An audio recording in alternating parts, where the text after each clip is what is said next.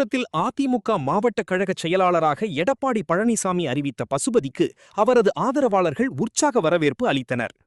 அதிமுகவில் சி.வி. சண்முகம் தலைமையில் ஒரு பிரிவினரும் எடப்பாடி பழனிசாமி தலைமையில் மற்றொரு பிரிவினரும் செயல்பட்டு வரும் நிலையில் தமிழக சட்டமன்றத்தில் நடைபெற்ற நம்பிக்கை வாக்கெடுப்பில் தமிழக வெற்றிக் கழகத்திற்கு சி.வி. சண்முகம் தலைமையிலான தரப்பினர் ஆதரவு தெரிவித்தனர். இதனைத் தொடர்ந்து சி.வி. சண்முகம், எஸ்.பி. வேலுமணி ஆகியோரை மாவட்ட செயலாளர் பதவியிலிருந்து நீக்கி அதிமுக பொதுச் செயலாளர் எடப்பாடி பழனிசாமி அறிவித்தார். விழுப்புரம் மாவட்ட அதிமுக செயலாளராக இருந்த சி.வி. சண்முகத்தை நீக்கி பசுபதியை எடப்பாடி பழனிசாமி அறிவித்ததால் பசுபதியின் ஆதரவாளர்களான அதிமுகவை சார்ந்தவர்கள் மகிழ்ச்சியை வெளிப்படுத்தி வருகின்றனர்.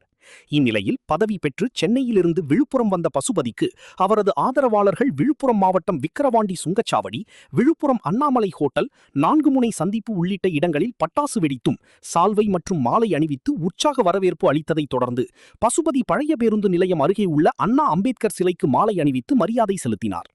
மேலும் விழுப்புரத்தில் இரு அணிகளாக செயல்பட்டு வரக்கூடிய நிலையில் புதியதாக பொறுப்பேற்ற பசுபதி மற்றும் அவரது ஆதரவாளர்கள் விழுப்புரம் நகரப்பகுதியில் அமைந்துள்ள அதிமுக கட்சி அலுவலகத்திற்கு வருவதற்கு சி.வி. சண்முகத்தின் ஆதரவாளர்கள் 100க்கும் மேற்பட்டோர் எதிர்ப்பு தெரிவித்து கட்சி அலுவலகத்தில் குவிந்ததாம். போலீசார் பலத்த பாதுகாப்பு போடப்பட்டு பரபரப்பான சூழல் ஏற்பட்ட நிலையில் புதிதாக பொறுப்பேற்ற பசுபதி தனது ஆதரவாளர்களும் கட்சி அலுவலகம் உள்ளே செல்லாமல் வெளியே காரில் சென்றபடி எடப்பாடி பழனிசாமி வாழ்க, அதிமுக வாழ்க என கோஷமிட்டு சென்றார்.